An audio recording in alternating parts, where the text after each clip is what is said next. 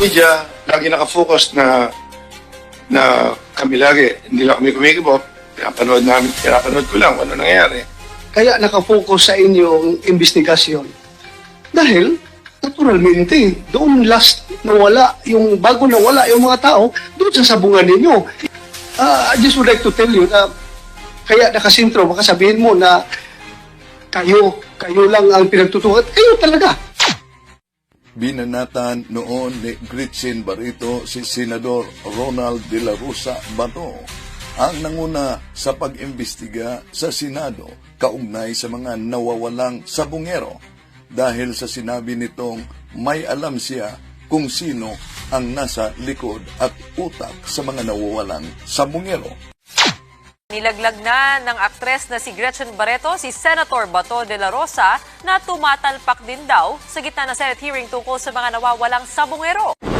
Sabihin mo na Ang mahal ng relo ni Bato, saan kaya nanggaling yan? My God! A senator has that watch. Oh my gosh! How did Bato ever become a senator? Tignan mo yung line of questioning niya. Kailangan talaga lawyer ang mga nakaupo. People, vote wisely. Don't vote Bato. My gosh! Dapat sa'yo, game show. Tumatalpak kasi itong si Bato na to eh. Bato, ilabas natin yung mga talpak mo kaya. Alam ko may balance to sa'yo, Kate, no? Kate Villalon. The truth will come out, Bato. Dininay ni Senator Bato na nagpasikat siya sa hearing. Tinanggi rin niyang parokyano siya ng kahit anong sugal. Pero aminado ang senator na mamahalin ng kanyang relo dahil may K naman daw siyang magsuot nito. Nagsalita na ang Simbahang Katoliko sa pahayag ni CBCP President Pablo Cardinal David na nangamba ang Simbahang Katoliko sa iba't ibang uri ng sugal sa ating bansa. Opposed, Cardinal Pablo Virgilio David criticized government's handling of online gambling, calling it a theater of the absurd. He said officials are committing moral negligence in allowing widespread access to betting platforms. Cardinal David said the government is complicit in exposing children and families to the dangers of gambling addiction by legalizing online platforms that are accessible 24/7, even to minors. Kumusta? Welcome. At sa pagkakataong ito mga kapatid, tatalakayin natin ang mainit na issue sa ating lipunan, itong kaugnay sa gambling. No? At kung pag-uusapan ang gambling, yung sugal, kadalasan sasabihin na sugal lang naman yan. Madalas yan na palusot na mariting natin. At yun ding mga umaasa sa pampaswerte, kadalasan nila na argumento, wala namang mawala pag maniniwala sa pampaswerte. Pero alam nyo, napakalaking mawala. Sa Catechism of the Catholic Church 2138, yan, ang pampaswerte, superstitious beliefs, ay total departure of the worship that we give to the true God. At kaugnay naman sa sugal na naniniwala ang iba at kadalasan ay sasabihing, sugal na naman yan. Yun ang madalas na palusot. Yun ang madalas na marinig natin mga kapatid. Pero tandaan natin, kahit sa Bible, wala namang direktang binanggit kaugnay sa sugal. Pero, sa unang Timoteo Kapitulo 6, 1 Timothy chapter 6, verse 10, napakalinaw ang sabi ni San Pablo, "For the love of money is a root of all kinds of evil." Sino ba ang mag-akala na ang simpleng libangan nila tulad ditong sabong? At kung alala ninyo, ano pa yung sugal na involved Sila si Alice Go, di po ba? Grabe yun. Daming mga sugal na nagiging addict yung iba. O karamihan na. At ito'y nakipagkumpetensya sa pananampalataya. Bakit? Nakipagkumpetensya sa pananampalataya. Napansin niyo ba? Pag Sunday, may mga bulang, yung tinatawag na sabungan. Punong-puno ng kanilang mga parokyano. Pag Good Friday, ang daming sasakyan. Punong-puno talaga ang sabungan. O, sino bang mag-akala na ang kinikilala nilang libangan sa pamamagitan ng pagsabong ay mauwi sa pagkawala nitong ilang mga sabungero na lumantad na ang saksi kung saan daw umano inilibing. Pero ito, matagal na itong paglaglag ni Greta kay Senador Bato. Media, lagi nakafocus na kami lagi, hindi lang kami kumikibot. Pinapanood ko lang kung ano nangyayari. Kaya nakafocus sa inyong investigasyon. Dahil, naturalmente, doon last nawala, bago nawala yung mga tao, doon sa sabungan ninyo. I just would like to tell you na kaya nakasintro, baka sabihin mo na kayo lang ang pinagtutukan. Kayo talaga.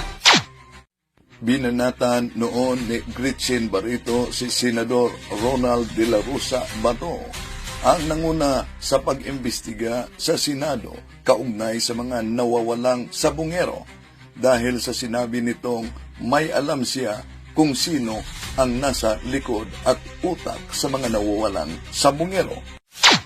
Nilaglag na ng aktres na si Gretchen Barreto si Senator Bato de la Rosa na tumatalpak din daw sa gitna ng Senate hearing tungkol sa mga nawawalang sabungero. Ang mahal ng relo ni Bato, saan kaya nanggaling yan? My God! A senator has that watch. Oh my gosh! How did Bato ever become a senator? Tingnan mo yung line of questioning niya. Kailangan talaga lawyer ang mga nakaupo. People, vote wisely. Don't vote a Bato. My gosh! Dapat sa'yo, game show. Tumatalpak kasi itong si Bato na to Bato, ilabas natin yung mga talpak mo kaya. Alam ko may balance to sa'yo, Kate, no? Kate Villalon? The truth will come out, Bato. Dininay ni Senator Bato na nagpasikat siya sa hearing. Tinanggi rin niyang parokyano siya ng kahit anong sugal. Pero aminado ang senator na mamahalin ng kanyang relo dahil may K naman daw siyang magsuot nito. Nagsalita na ang Simbahang Katoliko sa pahayag ni CBCP President Pablo Cardinal David na nangamba ang Simbahang Katoliko sa iba't ibang uri ng sugal sa ating bansa. Post, Cardinal Pablo Virgilio David criticized government's handling of online gambling, calling it a theater of the absurd.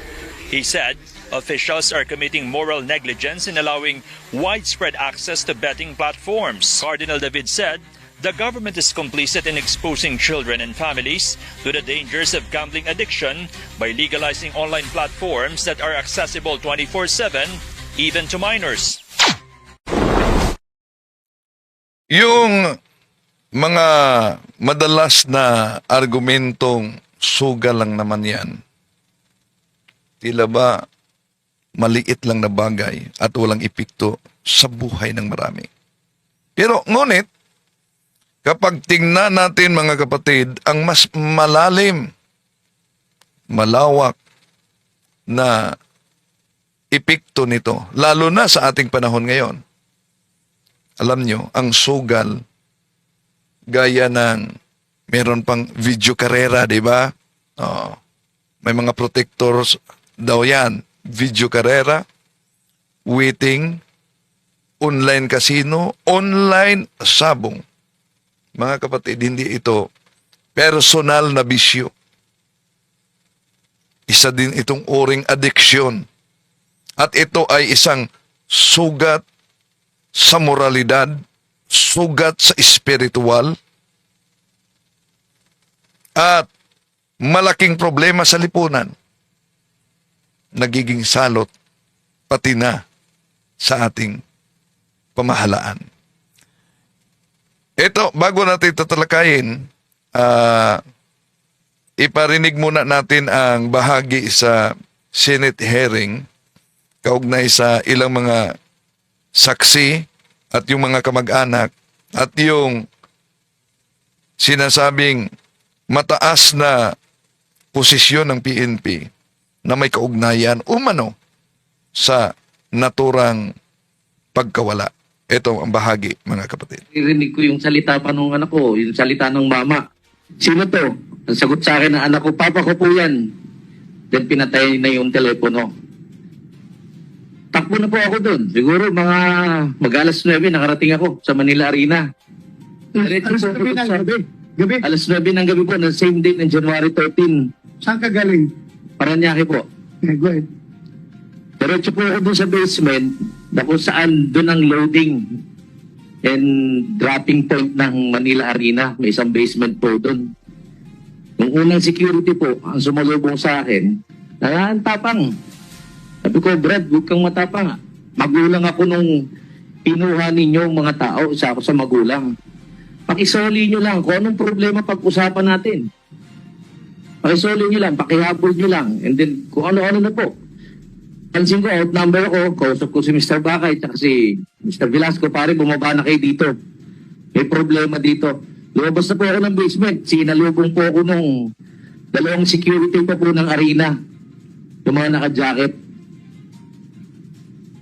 And then yung ko lang po naalala yung mga pangalan na binanggit sa akin ng anak ko.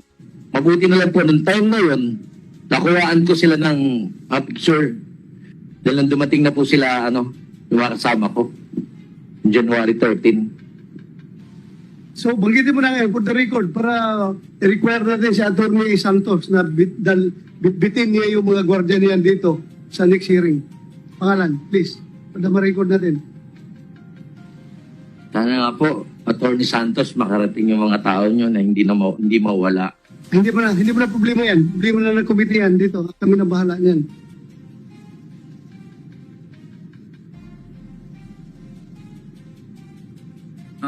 Mr. Chairman, Yes, sir. I think this is sensitive. Shared in confidentiality with the committee. He mentions the names. Huwag naman sana, we might be endangering the security of the security guards. So mas maganda na lang siguro, Mr. Chairman, ibigay mo na lang sa chairman, sa secretary. Isulat mo na lang mas mamaya. Opo, baka kawawa naman po yung tatlong security. Hindi lang masyado malinaw sa amin yung sickness defense. Opo. Kanina yung from the time na tumawag yung anak mo sa iyo, tapos inagaw yung telepono, doon, umpisa mo nga doon. Nung pong inagaw na nga yung telepono ng mama. Samahan mo ng oras at saka mga ibang information na importante na. Yes, Your Honor. Noong January 13, 7:45 p.m., nung huli kami nag-usap ng anak ko, alarming na po yung salita niya dahil sabi niya, Pa, bakit sinasakay sila Kuya James sa van? Pati ako, sinasakay ni ganito, ni ganyan, ganyan. Sabi ko, bakit? Anong problema? Hindi ko alam pa eh. Biglang may umagaw po ng telepono, nagsalita yung mama na, sino to? Narinig ko pa rin yung salita ng anak ko. Papa ko po yan. Ang akin naman po, paalam ko lang Atty. Santos, yung anak ko po ang hanap buhay po doon sa event na yun. Magpa-arkila po ng sasakyan. Tama ang FX. Hindi po yan nagsasabong. Hindi po yan nagsasabong. Uulitin ko po sa inyo, Atty. Santos. Yeah, excuse me, sir. Please, you don't have to confront an Hindi po. resource person. Sorry, Your Honor. You address lahat na sasabihin mo sa akin. Sorry, Your Honor. Diretso doon. At, Sentimento ko lang po. for protocol, ha? directly. Apo, sorry, Your Honor. Sentimento ko lang din po kay attorney. Wala naman po akong personal kahit sa inyo. Bilang magulang po, sana lahat po naintindihan ng sino ang magulang, yung sentimento namin na biktima. Dahil yung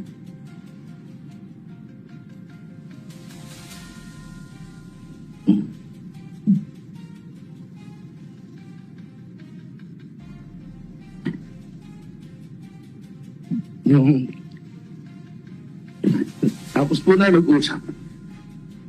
Diretso na po ako dun sa mga quarter to 9 ng January 13, diretso na po ako sa arena. Nakikiusap ako dun sa mga dinatang kong security. Pakitawagan nyo lang ako yung kumuha sa mga bata. Mag-usapan natin. Anong kasalanan nila? Sinasabi nila, lumabas.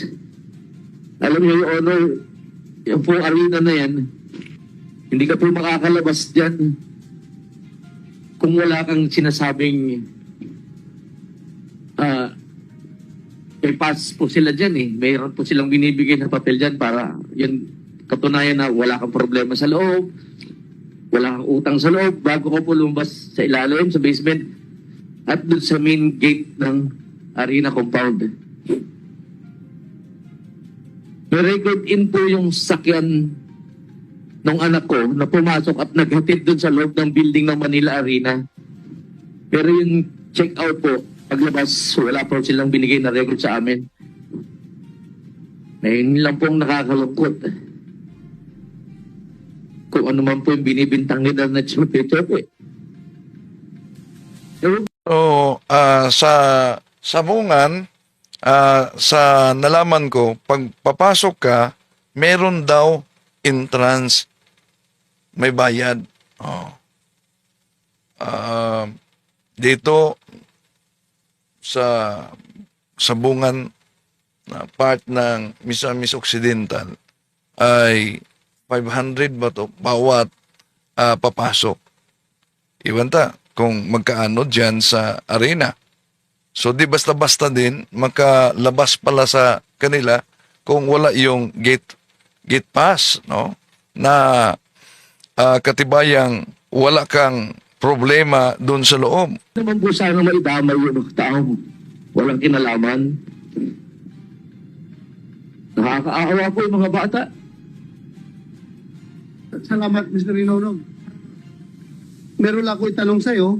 You may or may not answer this. May information ako na ikaw rin daw ay isang farm owner. Meron kang farm ng manok. Opo, Your Honor. Another information na kumita daw po kayo ng 200 million as payment sa mga manok mo na ginamit nung araw ng sabong bago ang kidnapping. Hindi po ako yun, Your Honor. Yung sinasabi nilang persons of interest, yung Julius Abilio. Hindi po ako yun. Pero meron kang Wala po.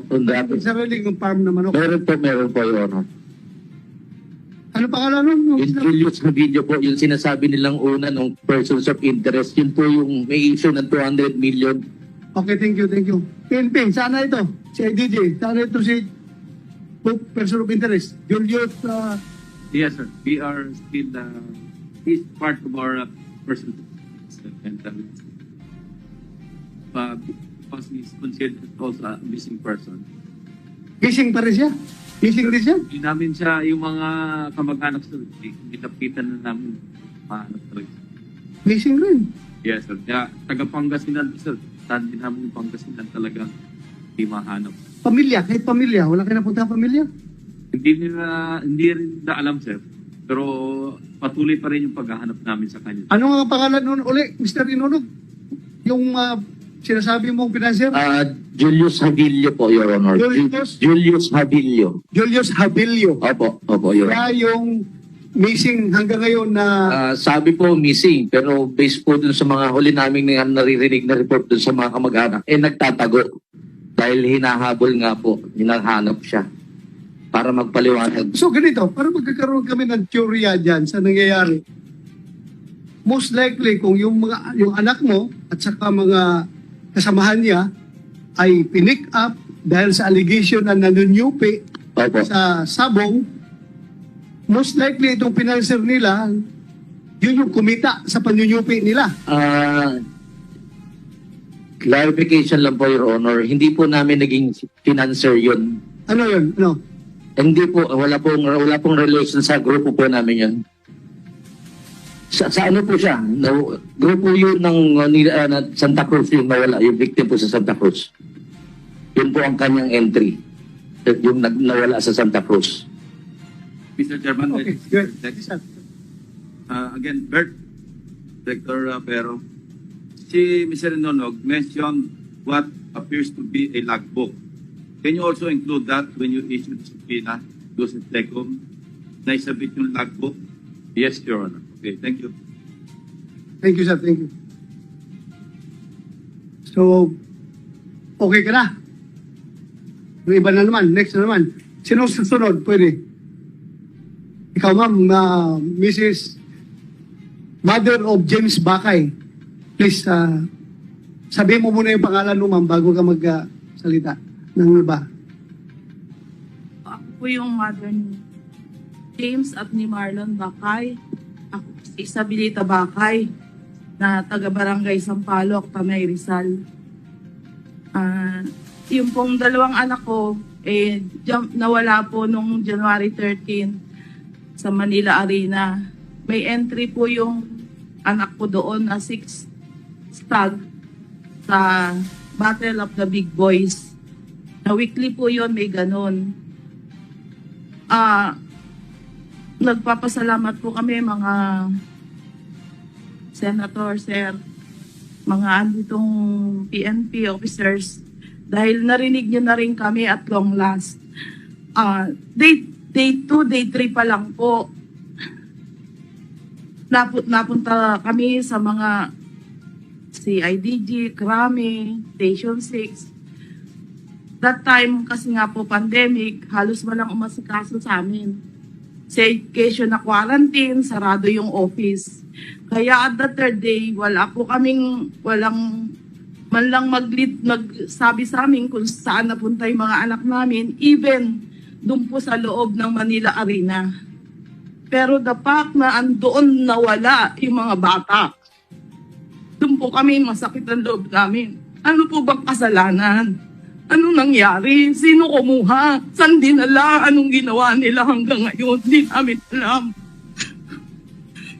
Dalawa po yung anak ko doon. Kaya nag-decide na po kaming magpamidya man lang makakakusan na lang tinakapon nila. Sabi dito ni Bernal, 200 o 150 pesos ata bayad kapag papasok ng sabungan. Mas mura. Mas mura pala kaysa dito. Dahil may nalaman ako na 500 pagpapasok sa sabungan. Okay, tuloy natin. Napuntahan na po yan namin lahat ng kung ano man po yung kasalanan ng mga bata. Alam namin sa pulis dadalhin. Station 6, Station 5 within the Manila Arena. Nalipod po namin yan halos linggo-linggo't baka dun nga po dalhin. Wala po hanggang ngayon, wala. Yun nga po sabi ko noong kay Colonel Silvio, makita lang po yung CCTV sa loob. Okay, ayos na po yung kasong to, hindi na po tayo aabot dito. Makipag-cooperate naman po kayo. Yun lang pong CCTV nandun. Makikita na kung sino kumuha eh. Sino may utos doon. Alam naman namin na may makajus din kayong damdamin sa loob. Alam namin dapat justice will prevail po. Yan, solin nyo na lang. Mrs. Yung dalawang anak mo, ano po ang trabaho nila? Si James po, yan po yung nag-hunter. Handler ng manok. Ng manok. Kaninong manok? Kay Sir Inunog po. Kay Inunog? Opo. Okay. Yung isa mong anak? Anak ko, yung bunso ko yung Marlon, Wala pong trabaho yon, nag-a-apply po yun sa AFP na sumama lang po dito sa kuya niya. First time po sumama dyan. So, Mr. Ironog, ikaw sa yung mga manok yon yung dinala nila doon sa Manila? O Opo, Your Honor. sa'yo? Opo. Ikaw rin nagpipinance sa kanila? Ang habol lang po namin, per win at saka yung premyo, Your Honor. Okay.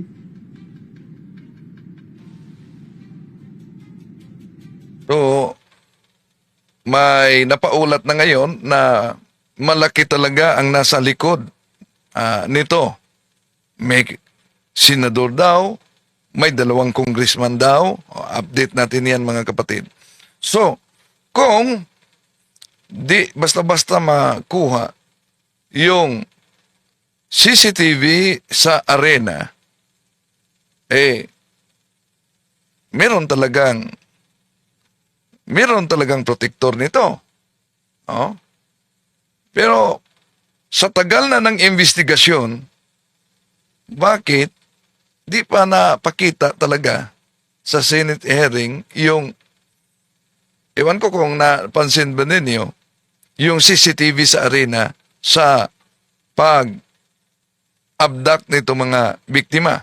At ngayon, nagpakilala na yung testigo. Siya pala ang hipi ng security at kinasuhan ngayon. No? Nagsampa ng kaso, kinasuhan na. Pero nagpakilala siya. Ibang update yan. Tuloy natin muna ito. So, dahil sa pandemic, hindi kagad aksyonan yung Po yung ano namin noon, kaya kung sinasabi nyo, kami po ang first time na nagpaganyan, talaga pong inano na namin. Alam namin at least to. Napansin nyo ba mga kapatid, no? Yung sabi nilang sugal na lang man yan. Kung may namatayan, may nagsusugal. Di naman yan aral ng simbahang Katoliko. Pero mas aktibo sa pagsusugal. Yung pag may namatayan. Pag linggo, ang daming mga parokyano sa sabungan. Oh, siguro, may mga nagsisimba galing niyan. Pag Holy Week, lalo na, dami. So, diyan talaga natin makita na kumikilos ang demonyo. At makikita natin na isa sa mga layunin niya, yung binanggit sa 1 Timoteo Kapitulo 6, 1 Timothy chapter 6, verse 10. For the love of money is a root of all kinds of evil. Okay, tuloy natin. Dahil hawak nila yung buhay ng anak namin, at least din po kami hanggang ngayon. Okay, thank you. Maraming salamat, Mrs. Bakay. Next, Sintrod, ikaw, Ma'am Merlin Gomez. Sige po, ikaw po magsalita. Sabihin mo muna yung pangalan mo bago ka magsalita.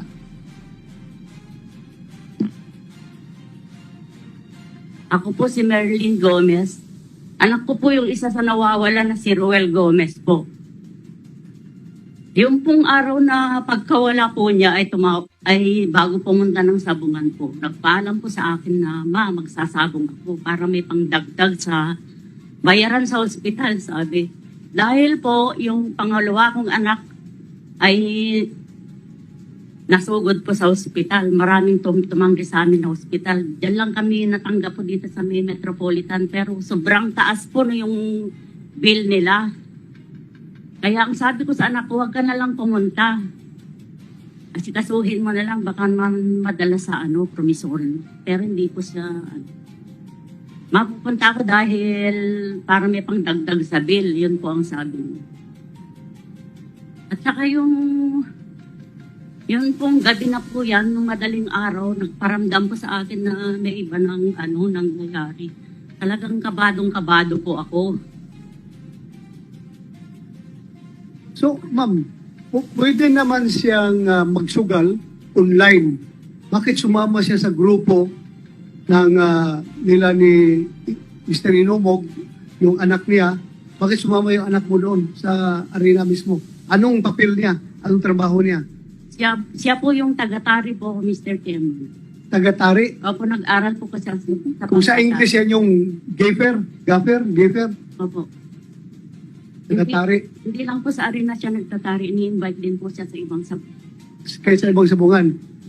So kasama silang umalis galing doon sa Tanay Rizal. Isang Hindi grupo po. sila. Taga Manila po yung... Taga Manila, Tondo Manila. Opo. Okay, yun pala yung gaffer na taga Tondo Manila. So, maraming salamat po ma'am. Ma'am, may sasabihin ka pa? Nagpapasalamat po ako sa inyong Mr. Chairman de la Rosa dahil napunta itong usapin na ito dito sa inyo. Dito po ay pitpitan po ang inyong pag-iimbestiga para makamit na namin po yung katarungan na na siyang kasi mula nung nangyari po ito sa amin, hindi po naging normal ang buhay namin. Nandun po yung kaba, yung pagkatakot, yung pag-alala sa mahal namin sa buhay. Hindi naman kagaya po ng bagay na pwedeng mabili, mapalitan. Ito po buhay po ito. Sige po ma'am, huwag po kayo mag-alala. Kaming lahat na membro ng komite nito, pati yung liderato namin sa Senado, ay may mga anak din na pwede maging biktima kapag hindi kami kikilos. Kaya hindi po namin bibitawan ng kaso na ito. Talagang didiinan namin ito. Itaga mo yan sa bato.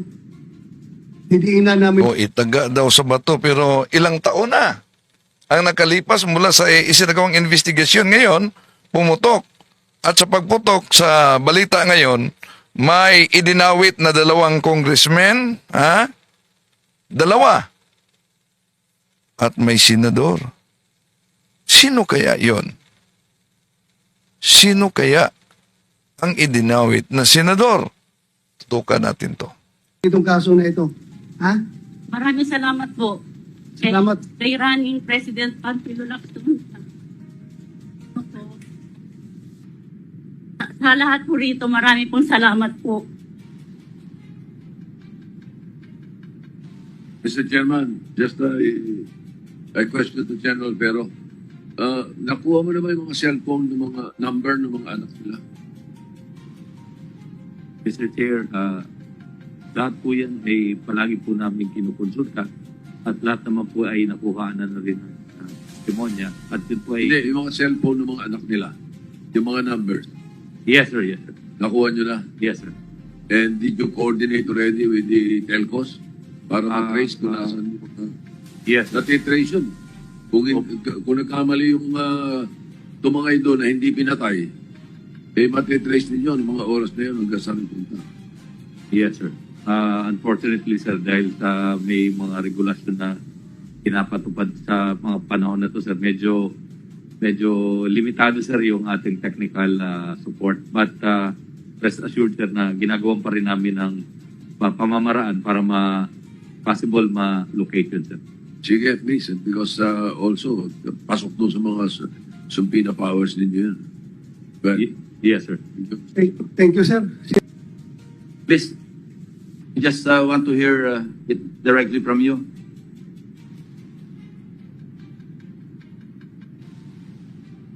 Ikaw na magtuloy, yung patrolman na hinuli nyo na na-involve sa series of robbery hold-up cases ng 7-Eleven. Nakukuha niya mga 2,000, 3,000. And the reason being, kindly continue. Sir, nung yung nahuli po namin na... Ito. Ang inibitahan sa CIDG regional office. Pero nauna nang pinakita natin sa nahirapan talaga siya sa pagsagot, no? Nang may ibinunyag si Atong Ang kaugnay sa kanyang pahayag na may offer daw galing sa kanya na dudukutin na natin yan. Okay, tuloy muna natin. Na patrolman na involved sa robbery hold-up ng gasoline station sa Santo Tomas, Batangas. Inamin din niya po na involved din siya. Siya din ang responsible doon sa series ng robbery incident sa 7-Eleven. Ngayon, sir, nung in-interview po namin, sir, sabi niya, inamin niya na lubog na po siya sa utang dahil dito sa Imagine, ha? Pulis nang hold up, serious hold upan dahil lubog na sa utang. Ha? Dahil sa online sugal. sabong. Talpak, sir, ang sinasabi. And yung magulang niya, na-settle na yung more than $1 million na utang niya dahil sa sabong. And then, yung after po noon, hindi pa din siya nadala.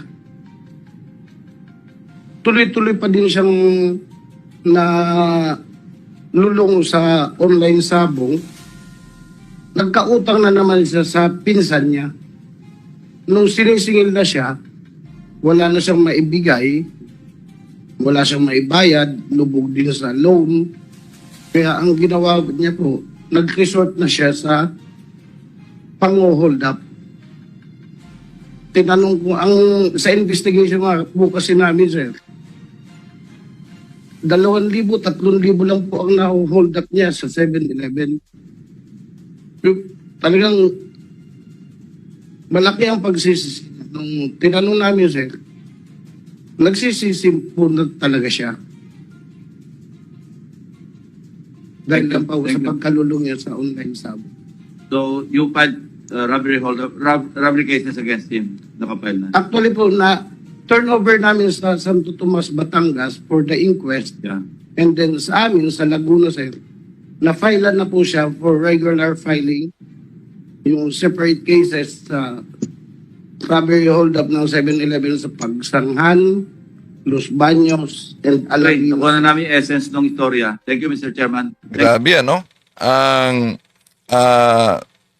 protector sana dahil sa addiction ng illegal gambling ay nagiging hold-upper na. Yes, sir.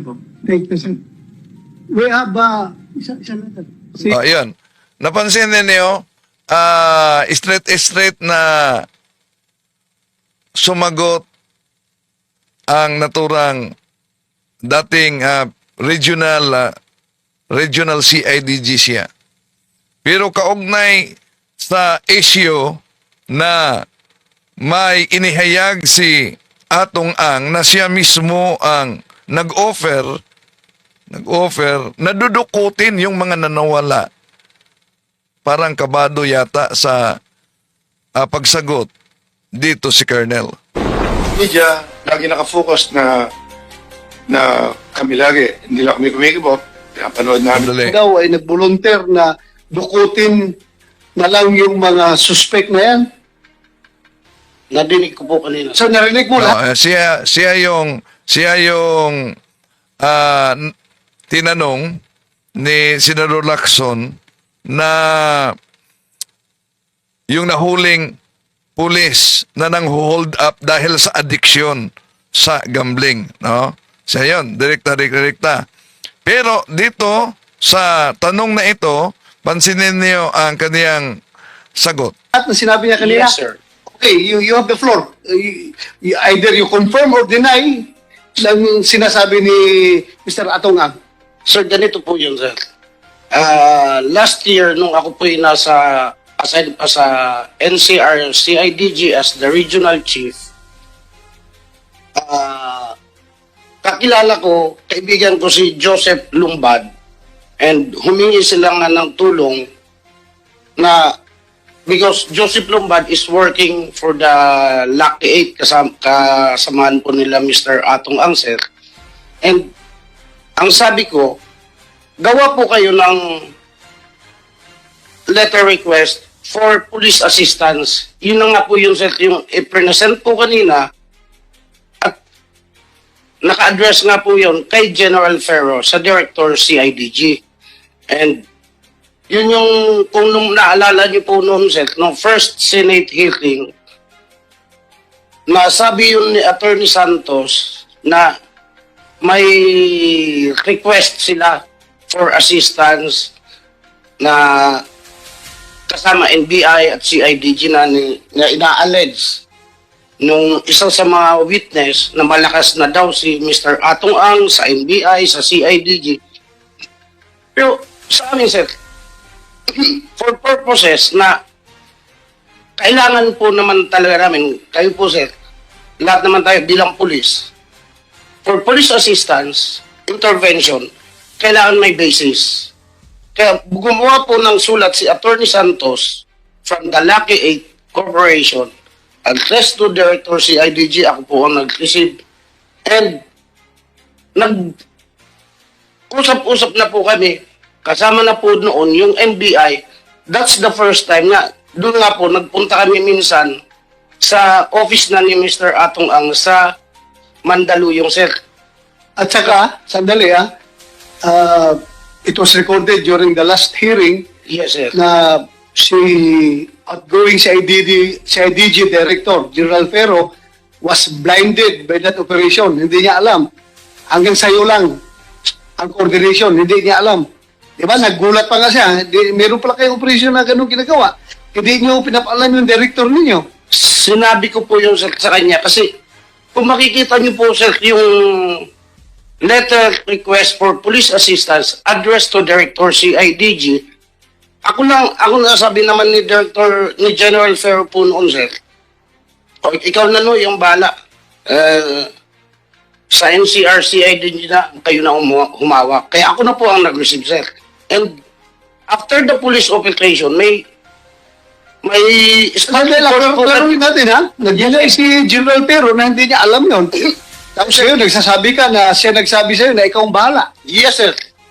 After the police operation that we have conducted, sir, entrapment operation, we have submitted a spot report and development report na may huli po kami, address na nakasuhan, nahuli nakasuhan, ginawan po namin ng spot report at address po yung sa Director CIDG, sir. Kaya hindi po pwedeng sabihin na hindi po nila alam, sir. So yung sinabi ni Atong Ang na nag-volunteer ka daw na pagdudukutin nila yung mga tao na yan. Yes, sir. Ganito po yan, sir. Eh, sir, Kwento ko, ganito Direktan niyang nasagot, yes sir. Oh. po, sir, ang kwento dyan, sir. deklaro mo muna. Yes, sir. Totoo yan, sinabi mo during the meeting. Sir, hindi ko na po matandaan kung nasabi ko, pero kung may nabitawan mo akong salita, pero pabirto man siguro, sir, hindi ko na matatandaan, sir. Pero nagkataon po kami ng case conference meeting together with the anti-cybercrime. With the NBI po, sir. Sandali, makinig ka. Ikaw ay hindi ka pa retired hindi ka pa malimutin. Words like that, you cannot just easily slip by your mind. Yung sinabi mo na nag-volunteer ka sa kanya na pagdudukutin lang natin yan, sir. True or false? No, sir. Ha? No. Yes, sir. So nagsinungaling si Atong Ang. Hindi ko na po matatandaan, sir. So, di niya masiguro kung yung pahayag ni Atong Ang na siya'y itinuturo na dudukutin na lang natin yan, di niya daw matandaang sinabi niya yan. Ay, huwag kang selective, ha? Selective. Permission to make statement, Ha? sir. Nag-out ka, ha? Yes, sir. Police kernel ka. Yes, sir. Dapat responsible ka sa lahat ng pinagsasabi Opo, mo. sir. So, Permission to make statement, sir. false. Nagsinungaling si Mr. Atong Ang. Ako, sir, di ko po kayang, di ko naman na matatandaan lahat, sir, kasi after our case conference, sir, Dumaan ka sa investigador, nagiging leader ka ng CIDG, pagkatapos yung pahayag na yan, di mo matandaan? Oh. Kung sinabi mo ba o hindi? usapan nga po namin, sige, usapan po namin noon, sir, together with the anti-cybercrime, with the NBI, nag-sharing nga po kami. Kasi nag-sharing kami, ito ang target. Within NCR, Metro Manila, sir, sa amin, ng NCR-CIDG na punta yung mga target na involved sa cloning. At kasama ko noon yung anti-cybercrime. Yung outside... Okay na yun, settle na yun. Nagkanda kayo ng operation, at NBI, Yes, sir. request na siya sa Outside NBI, Manila po, sir. nagkanda ng operation, positive results. Yes, sir. Legal lahat yun. Yes, Walang sir. problema, di ba? Wala Opo, tayong nakita problema doon, legal lahat yun. Ito na namang sinabi niya kanina na binigyan kanya ng 1 million. Yes, sir. Yun, tinanggap mo. Sir, may letter request po kami. Kasi even totoo po yung sinasabi ni Mr. Atong Ang, sir, na even nung ako'y nasa CIDG, talagang kulang ang gamit din ng kapulisan. Alam mo Okay, po yan, sige. sir. Tinanggap mo. Nag-donate siya ng computer, sir, 10 laptop. Okay. Tinanggap po namin nung nasa Laguna ako, sir. Gaano kayo ka-close ni Mr. Atongang? Hindi kami ganun ka-close po, sir. Ilang bisis lang kayo nagkikita? Yung nga, sir, nung doon sa office niya, nung nag-case conference po kami with the anti-cybercrime, with NBI, and then nung pangalawa nung sa Lipa, sir, na ako'y PD na po ng Laguna, na How about itong si Juan? Si Julie Patindungan? Matagal mo na itong kilala? nung sa Laguna na lang po kami kilala niyan, sir, ni Don, sir. Palagi kayo nagtatawagan ng cellphone? Nagkakatawagan po, sir. Okay. Si Mr. Atong Away sinabi pa kanina na gusto mo daw siya magsinungaling, na pinapaangkin mo sa kanya na siya ang nagfinance, nagpagawa ng building ninyo. Tumulong po, sir. Totoo yan, na gusto mong magsinungaling siya. Sinabi ko lang, sir, na tumulong siya. Hindi nga, kaya nga tumulong siya, di ba? Sabi niya, nagtataka doon siya, bakit pinapaangkin mo sa kanya yung pag-construct ng building ninyo doon sa kampo. Yun ang sabi niya. Totoo yan na sinabihan mo siya na sabihin mo sa mga tao na ikaw ang paggawa nito. Yung isang portion po siguro, sir, talagang dahil nagbigay nga po siya ng 1 million na tulong, sir, for renovation. Hindi lang po isang building ang nag-renovate ko po sa ano, sir. Ako, hindi kita minamasama diyan sa paghingi ko ng tulong. Kasi ako naging pulis rin ako. Yes. Normal talaga yan na maglapit tayo sa mga politiko, sa mga negosyante. Tulong sa para hindi naman binubulsa yun eh. Paggawa ng kampo, okay lang yun. Pa-repair. Marami mga mababait na tao, kagaya ni Atong Ang, na mabilis magbigay ng suporta. So, okay lang yun sa akin. Kino-confirm ko lang ito ngayon sa'yo para, kasi sinasabi ni Atong Ang na you are apparently a part of the conspiracy to put him down. Ay, hindi ko masasabi. Kaugnay diyan, merong press conference si Atong Ang dahil lumabas na talaga yung saksi, no? Nagpakilala na ang saksi at sinampahan ng kaso nila ni Atong Ang. Okay, ito ang bahagi sa press conference, mga kapatid.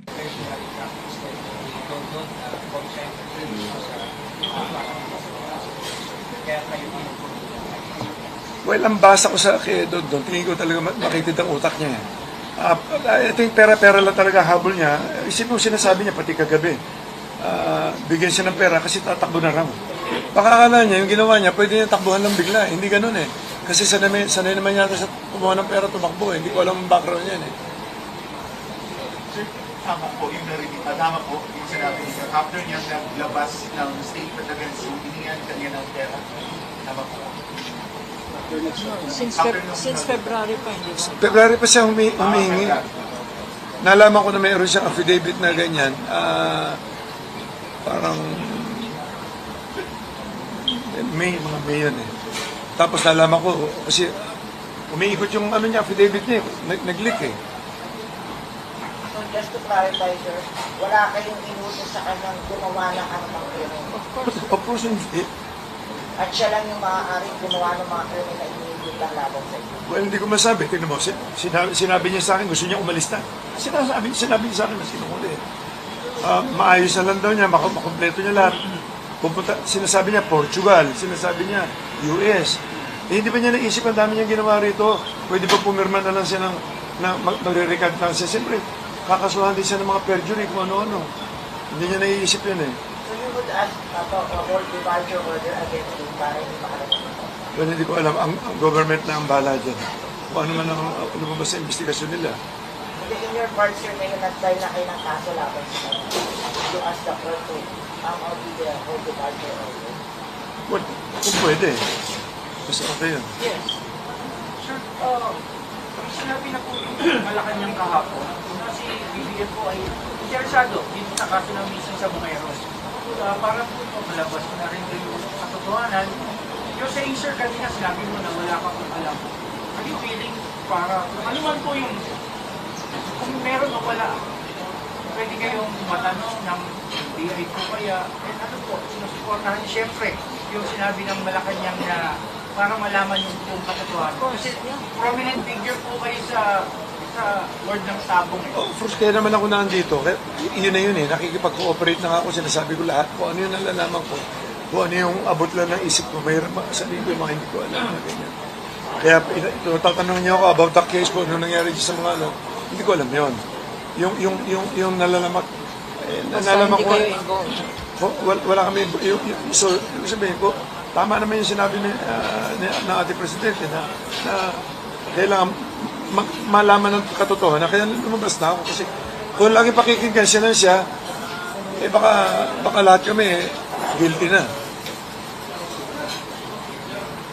So, i-repeat ko lang na the reason na nandito kami and the reason we filed the case is because number one, for the truth to come out.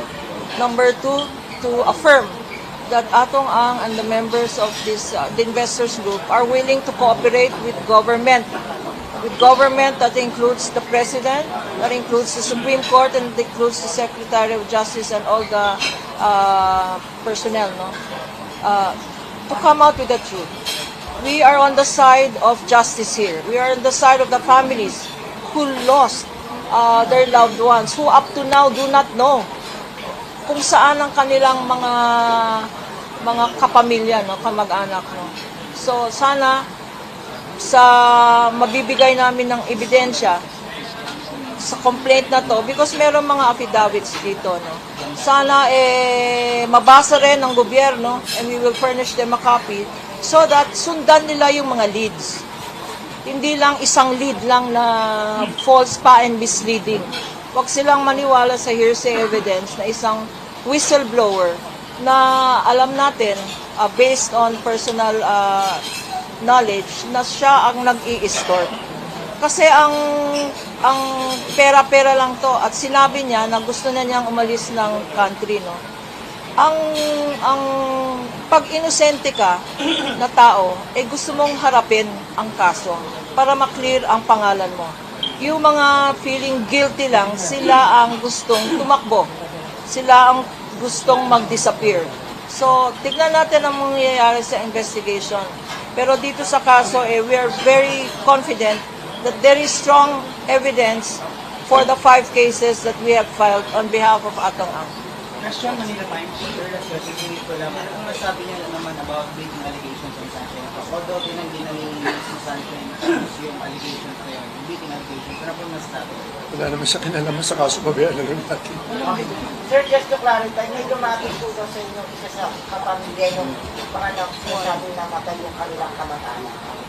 Araw nila sa klolo sa inyong suspicion. Wala. Sir, GMA Public Affairs, ano po ang gagawin niyo sakaling pumili po yung mga kaanak ng mga nawawalan sa buhay? Well, yung nga lang, kaya naman nandito na ako para matulungan na rin. Pero kailangan niya ata akong bumalik doon, pipirmahan kami uli. So, ayun, nasabi na namin lahat. Marami sa, lalo na sa Channel 7, kapareho kahapon, nakikiusap lang ako sa media. Gawin yung fair lang, katulad na hindi naman niya narinig ang side namin. Kahapon lang, isipin nyo, biglang inilabas na niya na sinusuhulan ko si Don. Dapat tinanong muna niya, binabalanse bago siya maglabas. Di ba? Yun parang one-sided eh. Dapat, pag may mga ganong media, di ba? Kung ako tatanungin sa media, may nag-accuse, dapat yung ina-accuse, tatanungin muna bago maglabas. Both sides ilabas. Katulad niya. Late ako nagsalita ngayon. I'm sure hindi ako i-cover ng Channel 7 siguro ngayon. Talaga ito simula. So may hinanakit si Atong Ang sa Channel 7. Dahil nilabas yung unang side. Sa media talaga, pwedeng ilabas yung unang side at then follow up. Yun. Pero, yun, hinanakit niya. Kasi ito mo, simula, hindi ko alam kung pinapundo, hindi ko alam kung gumawa pa sila ng pelikula. Ako na naman ang kontrabida, ayoko nga mag-artista eh. Simula bata ako. Lagi ako kontrabida eh. Si John. Ayan, kasalanan ni John.